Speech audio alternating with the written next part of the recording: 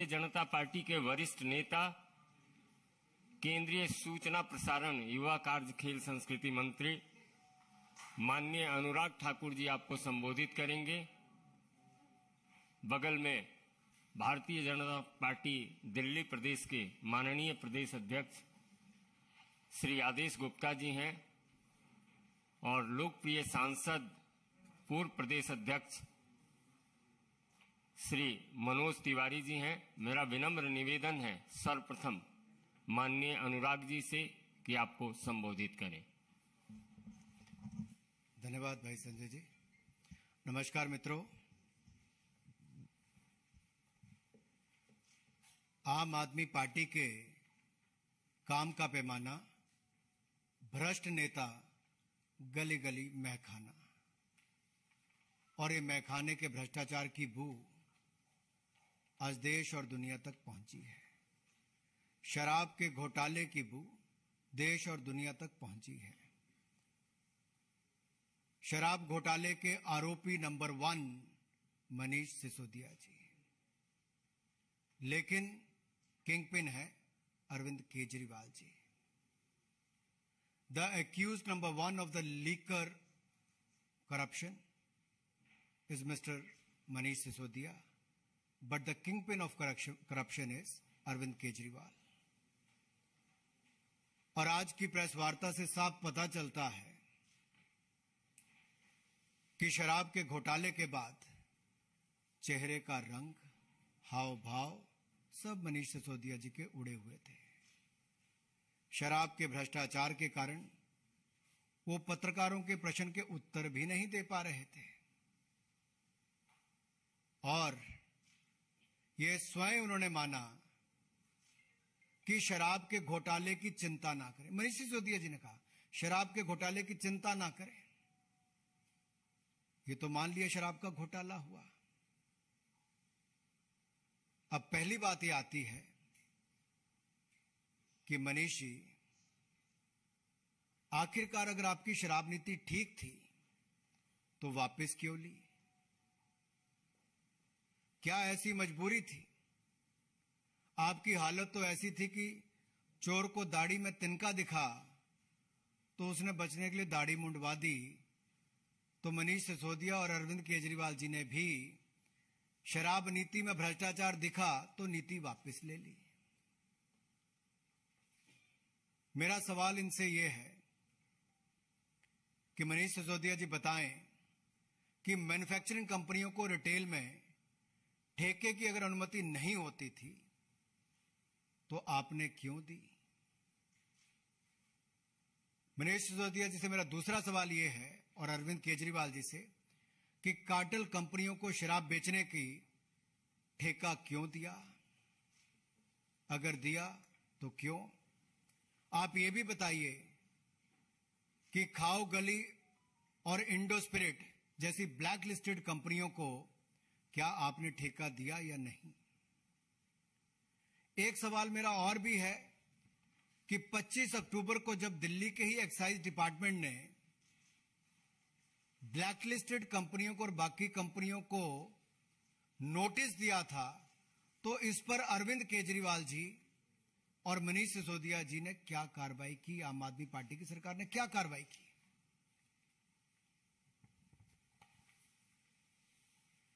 ये आम आदमी पार्टी की सरकार, ये रेवड़ी की सरकार भी है, बेवड़ी सरकार भी है।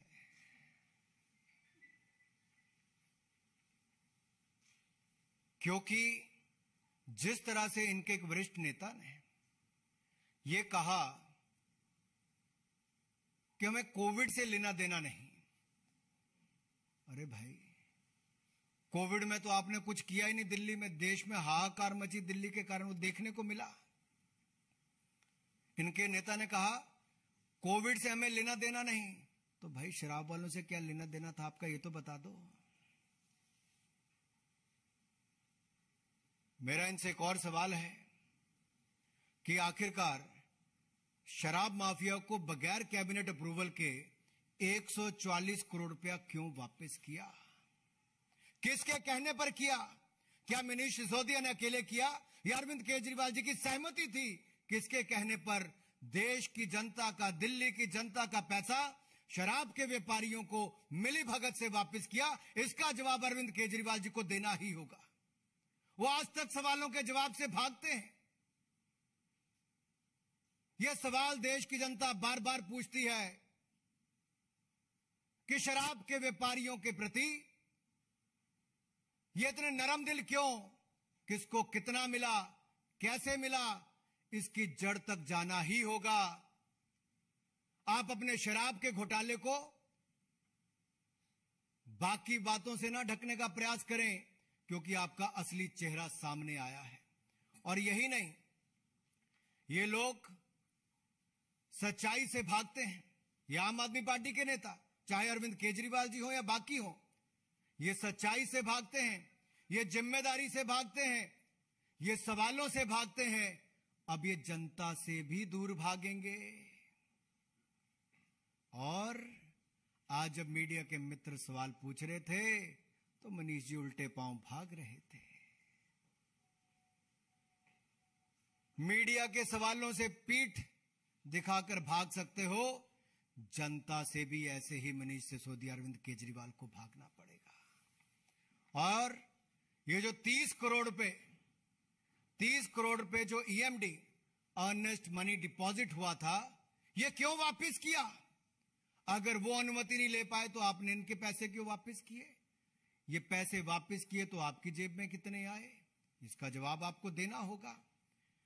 मैं यही नहीं, ये सारे सवालों का जवाब अरविंद केजरीवाल जी को खुली चुनौती देता हूं। अगर दम है तो अरविंद केजरीवाल जी मीडिया के सामने आए, देश के सामने आए, 24 घंटों के अंदर जवाब दें। ना ये सीबीआई के जवाब दे पा रहे हैं, ना ये मीडिया के जवाब दे पा रहे हैं। और इसीलिए मैंने कहा, ये सच्चाई से भागते हैं, जिम्मेदारी से भागते हैं, सवालों से भागते हैं, अब जनता से भागेंगे। आपने ठेकों की, आपकी सरकार ने, केजरीवाल जी और सिसोदिया जी ने जो ठेकों की कमीशन 2% से बढ़ाकर 12% क्यों की?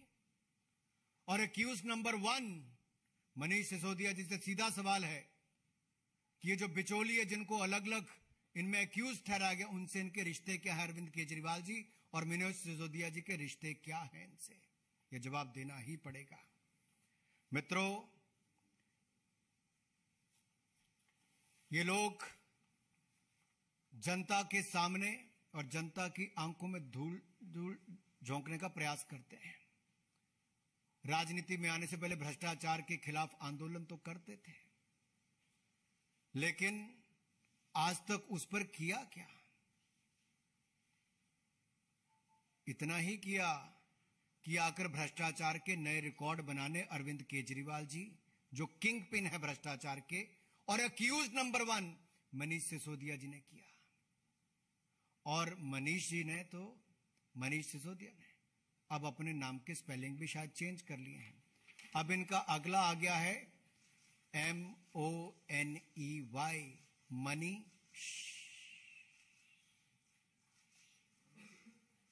कमाई करो और चुप रहो। मनी।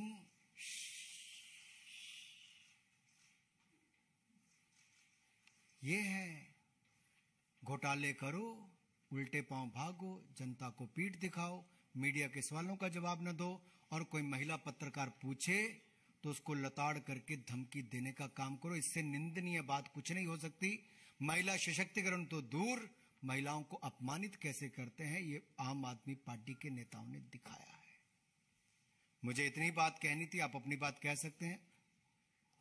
मेरा विनम्र निवेदन होगा माननीय आदेश गुप्ता जी से, पहले हम तीनों लोगों के वक्तव्य दिलवा देते हैं, पुनः आप अनुराग जी से सीधा सवाल कर सकते हैं। माननीय आदेश गुप्ता जी। धन्यवाद संजय जी। आज की प्रेस वार्ता में उपस्थित केंद्रीय मंत्री और पार्टी के वरिष्ठ नेता श्रीमान अनुराग ठाकुर जी और पार्टी के सांसद और वरिष्ठ नेता श्री मनोज तिवारी जी, सभी मेरे पत्रकार मित्रों को मेरा नमस्कार। अभी बहुत सारे सवाल अनुराग जी ने मनीष सिसोदिया और अरविंद केजरीवाल से किए। किसी भी सवाल का उनके पास जवाब नहीं है। दिल्ली के अंदर नई शराब पॉलिसी जब इन्होंने बनाई थी तो उसकी गुणगान करते ये लोग थकते नहीं थे। पहली प्रेस कॉन्फ्रेंस मनीष सिसोदिया जिस समय कर रहे थे, शराब की नई नीति 21 नवंबर को लॉन्च की, तो पत्रकार ने पूछा, आप नई शराब नीति क्यों ला रहे हैं? पुरानी शराब नीति में सबसे अच्छा मॉडल है जिसको कई राज्यों ने अपने यहां लागू किया, क्योंकि उसमें बेईमानी की गुंजाइश नहीं है। तो पत्रकारों को जवाब देते हुए मनीष सिसोदिया कहते हैं कि ये शराब नीति दिल्ली में शराब के इक्वल डिस्ट्रीब्यूशन के लिए काम करेगी। लोगों को तकलीफ होती है, कुछ महिला और युवा साथी जो गांव में रहते हैं उनको गांव से दूर जाके शराब लेनी पड़ती है, अपनी कॉलोनी से दूर जाके शराब लेनी पड़ती है, क्योंकि मास्टर प्लान इस बात की इजाजत नहीं देता है। दिल्ली के 100 वार्ड ऐसे हैं जहां पर मास्टर प्लान के मुताबिक वहां शराब के ठेके खुल ही नहीं सकते हैं। दिल्ली की आम आदमी पार्टी सरकार नई शराब की नीति इसलिए लाए कि शराब का इक्वल डिस्ट्रीब्यूशन कर सके। उस जनता को साफ पानी का इक्वल डिस्ट्रीब्यूशन की चिंता नहीं थी, उनको सीवरेज सिस्टम की इक्वल डिस्ट्रीब्यूशन की चिंता नहीं थी, उनको परिवहन व्यवस्था की इक्वल डिस्ट्रीब्यूशन की चिंता नहीं थी, उनको दिल्ली के लोगों को, युवाओं को शराब के नशे में कैसे झोंका जाए इसकी चिंता थी। और जो सवाल आज अनुराग जी ने उठाए, मैं उसमें से 2-3 सवाल और जोड़ना चाहता हूं। क्या वो इस बात का जवाब देंगे कि आपने शराब माफिया को फायदा पहुंचाने के लिए 21 ड्राई डे होते थे? इतिहास में आजादी के बाद पहली बार किसी सरकार ने किसी राज्य में 21 ड्राई डे की संख्या को घटाकर 3 किया। गुरु गोविंद सिंह जयंती, होली, दीपावली, रामनवमी, मुहर्रम, ऐसे त्योहार जो जिन पर्वों पर बिल्कुल शराब बंदी थी, उन त्योहारों पर भी शराब पीने का, खोलने का काम, ड्राई डे की संख्या घटाने का काम क्यों किया? 20,000 करोड़ की शराब बिकती है, इन 18 दिनों में कितने करोड़ों की शराब बिकेगी और ये सारा फायदा किसको होगा? क्योंकि ये आम आदमी पार्टी, केजरीवाल, सिसोदिया, ये सब शराब माफिया को ज्यादा से ज्यादा फायदा पहुंचे इसके लिए किया है। और ये नई शराब नीति की घोषणा करने के बाद हुआ है। और इसी तरह क्या वो इस बात का जवाब देंगे कि उन्होंने जो बियर की इंपोर्ट ड्यूटी उसको गलत तरीके से, गैर कानूनी तरीके से 50 रुपए पर केस कम कर दिया, जो कि बिल्कुल गैर कानूनी था? जवाब नहीं उनके पास।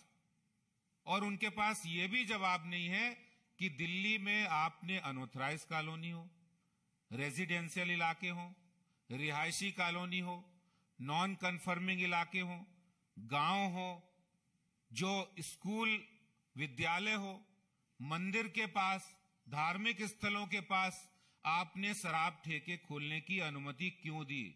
इस बात का जवाब नहीं है। क्यों आपने 250 ठेकों से बढ़ाकर 850 ठेके किए? आखिर शराब माफिया को ज्यादा से ज्यादा फायदा पहुंचाने के लिए यह ऐसा काम किया आपने। और यही नहीं, जब शराब की नई दुकानें खुल रही थी रिहायशी इलाकों में, जब नए ठेके खुल रहे थे, उस समय जब महिलाएं, वहां की महिलाएं जब विरोध प्रदर्शन कर रही थी, तो आपके शराब माफियाओं के गुंडों ने बाउंसरों द्वारा महिलाओं को पिटवाया गया। उस पर एक शब्द नहीं निकला। दिल्ली की सरकार, दिल्ली में अरविंद केजरीवाल और मनीष सिसोदिया ने शराब माफिया को मानो पूरा प्रॉफिट देने के लिए पूरी कमर कस ली थी, और पूरा प्रॉफिट देने के लिए कोई भी आगे आया, महिलाएं आई तो उनको पिटवाने का काम किया है। और जब शराब की नई पॉलिसी की सीबीआई जांच हुई तो तुरंत यूटर्न ले लिया। तो आखिर 21 नवंबर से जब शराब पॉलिसी वापस ली तब तक चुप रहे, प्रॉफिट हो रहा है। अचानक से नुकसान होने लगा। दिल्ली के अंदर इस बात का आम आदमी पार्टी सरकार के पास कोई भी जवाब नहीं है कि उन्होंने ऐसा पाप दिल्ली के लोगों के साथ क्यों किया। अब वो बात को घुमाने के लिए दूसरी तरफ बात को, ध्यान को भटकाने के लिए ले जा रहे हैं, लेकिन इस बात का कोई जवाब नहीं है कि हजारों करोड़ रुपए आपने शराब माफिया को चोर दरवाजे से फायदा पहुंचाने के लिए काम किया। दिल्ली की जनता आपसे जवाब जानना चाहती है, भारतीय जनता पार्टी भी आपसे जवाब जानना चाहती है। बहुत बहुत धन्यवाद। मेरा आग्रह होगा माननीय मनोज तिवारी जी से कि आपको संबोधित करें। देखिए, भारतीय जनता पार्टी ये जनहित के लिए काम करने वाली पार्टी है। वहीं आम आदमी पार्टी की सरकार शराब हित के लिए काम करने के लिए प्रसिद्ध हो गई है, लिकर माफियाओं के हित के लिए काम करने के लिए प्रसिद्ध हो गई है। प्रेस कॉन्फ्रेंस में मनीष सिसोदिया जी ने मेरा नाम लेकर के कई बातें कही। मैं उसका डिटेल्स सिर्फ देना चाहता हूं। देखिए, इसमें कोई दो राय नहीं है कि 3 डायलॉग आम आदमी पार्टी के कभी भुलाए नहीं जा सकते। फर्स्ट, जब गलियों में महिलाएं, जैसा अध्यक्ष जी ने कहा, आदरणीय अनुराग जी ने कहा कि जब महिलाएं चित्कार कर रही थी क्योंकि उनको डर था कि मेरा बच्चा 18 साल से शराब पीने लगेगा, उनका हृदय रो रहा था जब उनको पता चल रहा था कि मेरे बच्चे को 3 बजे रात तक शराब पीने की छूट दी जा रही है दिल्ली में, तो महिलाएं रो रही थी, हम उनके साथ खड़े थे। जिस स्कूल के सामने शराब की दुकानें खुल रही थी, मंदिर के सामने, गुरुद्वारे के सामने, मस्जिद के सामने, गिरजाघर के सामने, तो वो सभी रो रहे थे। उनकी हाय लगी है आज आम आदमी पार्टी की सरकार को, मनीष सिसोदिया और अरविंद केजरीवाल जी को। लेकिन पहले कहना कि बेस्ट पॉलिसी, जैसे ही जांच शुरू होती है आबकारी नीति वापस लेके ये कहना एलजी साहब ने ऐसा लाया था, और आज पुनः पीसी में मनीष सिसोदिया के द्वारा कहना कि this is best policy. If this is best policy Manish Sisodia ji, तो फिर जो आप और आपके सभी विधायक कह रहे थे कि 9,500 करोड़ की इसमें रेवेन्यू का हासिल होना है, वो मात्र 1,400 करोड़ क्यों हुआ? 9,500 करोड़ का इसलिए कि आपको याद रहे कि विस्की और वाइन की बिक्री क्रमशः 60% और 87% बढ़ गई। आप यह भी नहीं कह सकते कि इस कारण से बिक्री घट गई। बिक्री बढ़ गई 87% तक और रेवेन्यू घट गया 80%। How it is possible? 9,500 crore के रेवेन्यू को दिखाकर मात्र 1,400 करोड़ देना, तो मैंने तो 8,000 करोड़ का ही हिसाब मांगा है। ये तो यहां पे 8,100 करोड़ और बढ़ गया है, 8,100 करोड़ है। और मुझे लगता है कि दुनिया की कोई ताकत ऐसे भ्रष्ट और अपराधी लोगों को, चाहे वो पद में कितने भी बड़े क्यों न हो, कितने भी बातों को, मुद्दों को भटकाने की कोशिश करे, इस देश का कानून ऐसे लोगों को बख्श नहीं सकता है। और मेरा मानना है कि इसका डिटेल्स उनको देना चाहिए। यह मेरा डायलॉग नहीं है। कल भी जब मैं एक जगह बहस कर रहा था तब भी 9,500 करोड़ का आना था। आज भी मनीष सिसोदिया जी ने कहा this is best policy, then revenue कहां गया? 8,100 करोड़ के रेवेन्यू को किसको दिया आपने? शराब माफियाओं को बांट करके, इससे कहीं और जाकर के आप कोई और काम किए हैं क्या? ये हमारा सवाल है। और निश्चित रूप से बहुत सारे हमारे बिंदु थे जो अनुराग जी ने, आदेश जी ने कहे हैं, लेकिन हमें बार बार कहूंगा कि दिल्ली के महिलाओं की, दिल्ली के बच्चों की, दिल्ली के मंदिर वाले, मस्जिद वाले, गिरजाघर, गुरुद्वारे वाले, स्कूल वालों की हाय ने आपको ये कर्म किया है। और अभी आपका इससे भी बुरा होना है, क्योंकि अपराध करने वाले देश में कभी बच नहीं सकते। और हमें इस बात की बहुत प्रसन्नता है कि जांच बहुत अच्छे से आगे बढ़ रही है। हम दूध का दूध, पानी का पानी चाहते हैं। मित्रों, आप एक एक करके माननीय अनुराग जी और दोनों नेताओं से कर सकते हैं। मेरा सर्वप्रथम आग्रह है, अमित, टाइम्स नाउ नव भारत।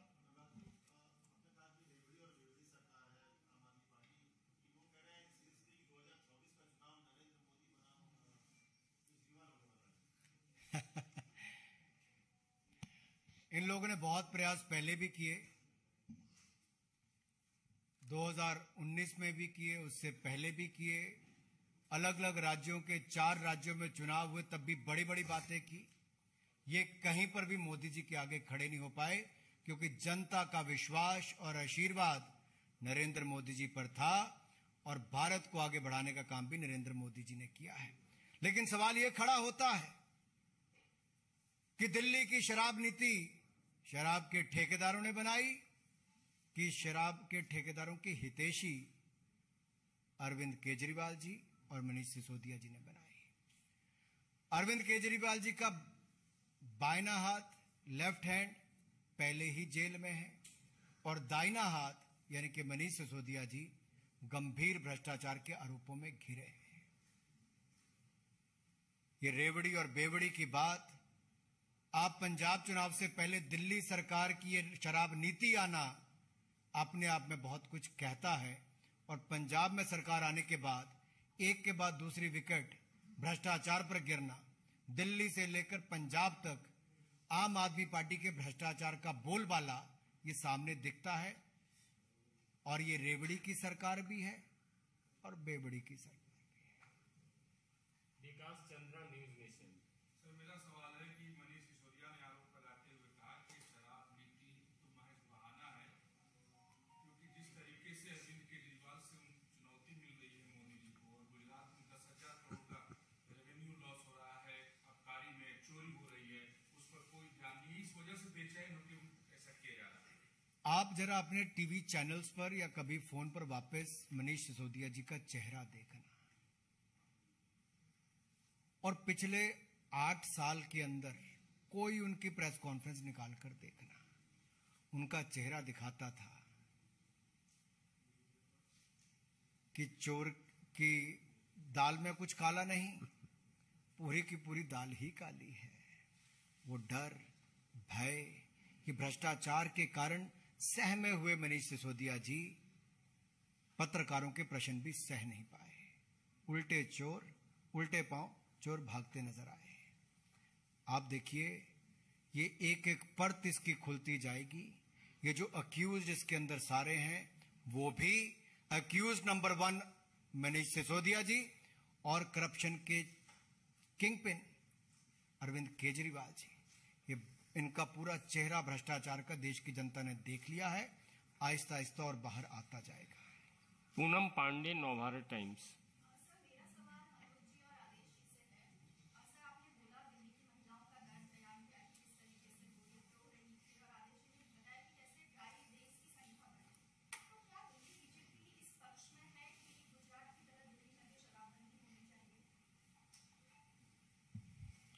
देखिए, जिस तरह से दिल्ली के अंदर जो पुरानी शराब पॉलिसी थी, उसमें रिहायशी इलाकों में शराब की दुकानें खोलना बिल्कुल मना था, लेकिन इन्होंने कानून की धज्जियां उड़ा के जबरदस्ती इस नई पॉलिसी को लाए और ऐसी जगह शराब के ठेके खोले जो कॉलोनी के पास थे। मैं आपको याद दिलाना चाहता हूं, एक स्वराज नाम की पुस्तक अरविंद केजरीवाल ने लिखी थी और उस पुस्तक के ऑथर थे अन्ना हजारे।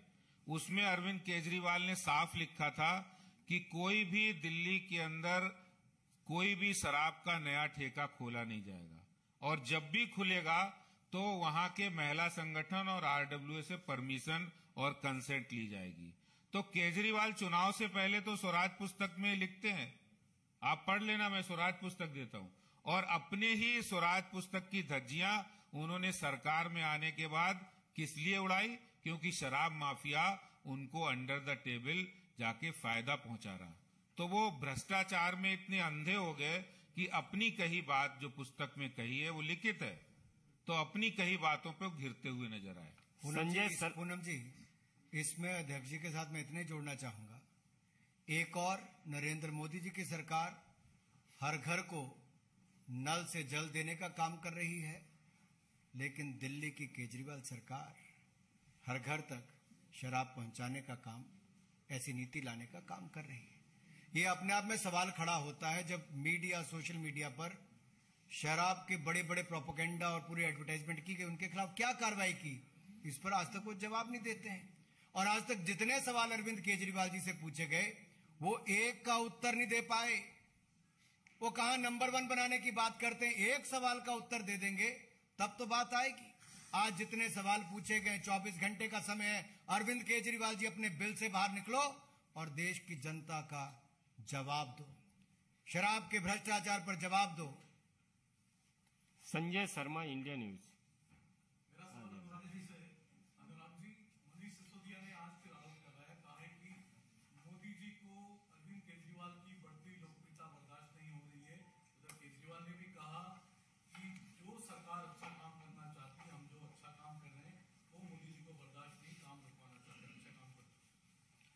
कोऑपरेटिव फेडरलिज्म भारत के संघीय ढांचे में इसको सदा बढ़ाने का काम नरेंद्र मोदी जी ने किया। आपदा के समय जब केजरीवाल सरकार शराब नीति बनाने में ज्यादा समय व्यतीत कर रही थी, नरेंद्र मोदी जी देश के हर मुख्यमंत्री से बातचीत करके, जिला तक बातचीत करके कोविड प्रबंधन में कैसे काम किया जाए वो कर रहे थे। चाहे ऑक्सीजन पहुंचाने की बात हो, कोविड वैक्सीन बनाने की बात हो, दवाई देने की बात हो।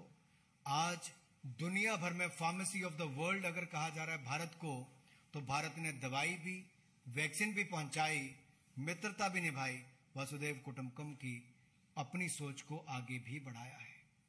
दूसरी ओर कुछ लोग शराब माफिया के साथ मिलकर शराब में पैसा कमाने का काम कर रहे थे।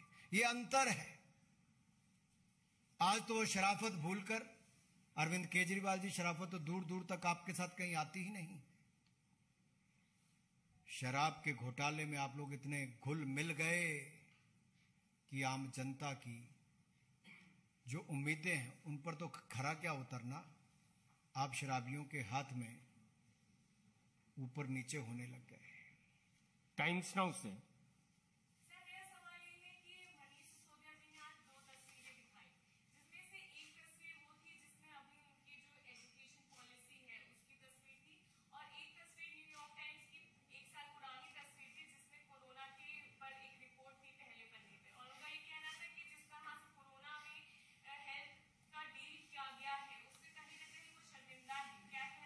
मैं कई बार मीडिया के मित्रों को भी कहना चाहता हूं, आज विषय क्या है? विषय शराब घोटाला है, शराब का भ्रष्टाचार है। मनीष सिसोदिया अक्यूज नंबर 1 है, आरोपी नंबर 1 है, किंगपिन अरविंद केजरीवाल है। शराब घोटाले से हटकर दुनिया भर की बातें कर दी, शराब घोटाले पर एक शब्द मनीष सिसोदिया नहीं बोल पाए। देश की जनता सवाल पूछती, मीडिया सवाल पूछता है कि शराब घोटाले पर क्या, शराब नीति अच्छी थी तो वापस क्यों की? जवाब नहीं। 25 अक्टूबर का नोटिस आपके ही एक्साइज डिपार्टमेंट ने किस किस को दिया? आपको मैं पढ़ के बता देता हूं किस किस को दिया है। आपको पता है? उन्होंने दिया मैन्युफैक्चरिंग कंपनी को, कार्टेल कंपनियों को, ब्लैकलिस्ट कंपनियों को 25 अक्टूबर को। क्या कार्रवाई की उसके बाद? कोई नहीं। 144 करोड़ रुपए आपने किसके कहने पे वापस किया? 30 करोड़ रुपया किसके कहने पे वापस किया? अगर ये शराब कंपनियों के ठेकेदारों के खाते में गया, उनको वापस किया, तो आपको कितना मिला जरा बताएं। एक सवाल का जवाब आज नहीं दे पाए। उल्टे पांव मनीष सिसोदिया भागते नजर आए। किस बात का डर है? क्यों जवाब नहीं दे पा रहे? इनका जवाब हम लेकर रहेंगे। जनता भी मांगेगी, मीडिया भी मांगेगा, सीबीआई भी मांगेगा। जवाब देना होगा अरविंद केजरीवाल को। मुंह छिपाकर आप कहीं नहीं भाग सकते, जवाब देना ही होगा। धन्यवाद। नीरज पांडे, एबीपी नीरज पांडे।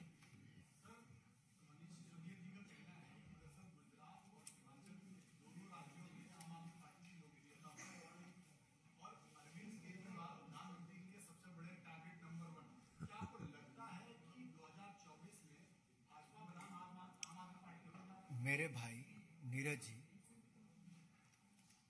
उत्तर प्रदेश में सीना ठोक ठोक के अरविंद केजरीवाल जी कहते थे कि वो पूर्ण बहुमत की सरकार बनाएंगे। खाता नहीं खुल पाया आम आदमी पार्टी का उत्तर प्रदेश में। उत्तराखंड में वो कहते थे हम पूर्ण बहुमत की सरकार बनाएंगे, खाता नहीं खुल पाया। जमानतें जब्त होती चली गई आम आदमी पार्टी की। वो गुजरात हो, हिमाचल हो, वहां भी खाता नहीं खोल पाएंगे।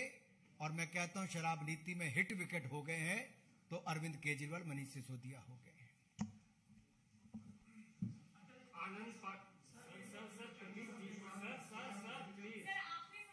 अरे रुक जाइए आनंद पांडे।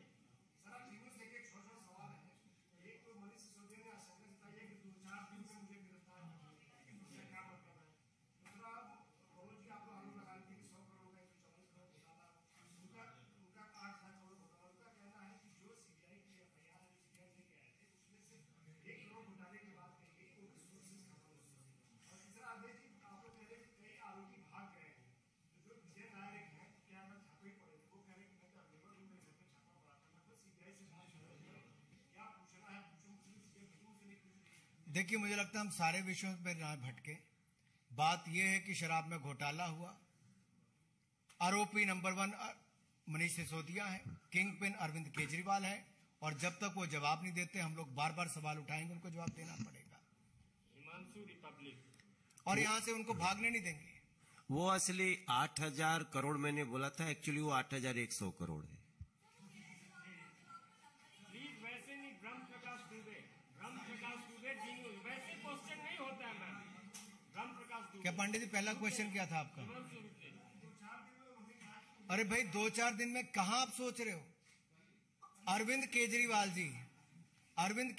जी अपने बाइने हाथ, यानी के पता है ना कौन अंदर है,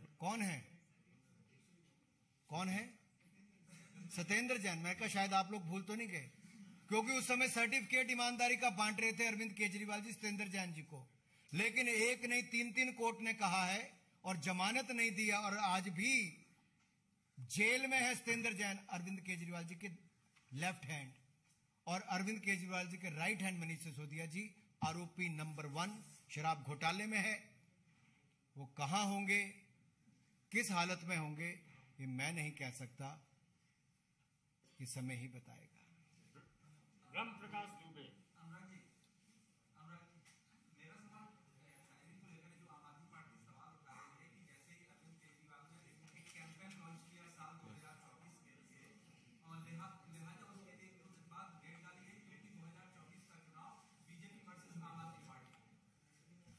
अरे 24 का 24 में देखेंगे, 2019 में भी देख लिया हमने, 2014 में भी देखा है।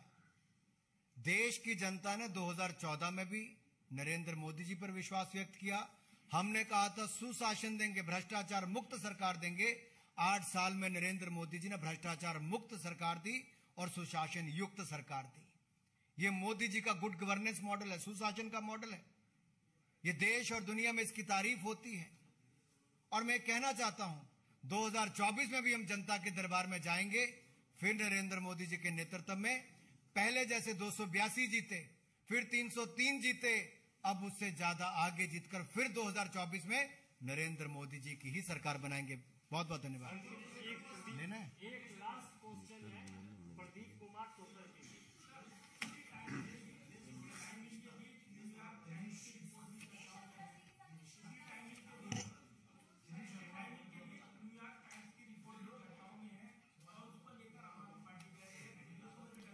बात ये हो रही है, मैं फिर वापस सबको याद करवा दूं, विषय से भटकने और भटकाने का प्रयास कोई ना करे। शराब के घोटाले की बात हो रही है, शराब के घोटाले पर जवाब चाहिए। आरोपी नंबर 1 शराब घोटाले का मनीष सिसोदिया जी और किंग पिन अरविंद केजरीवाल जी को जवाब देना ही होगा। बहुत बहुत धन्यवाद। ये भाई साहब एक फोटो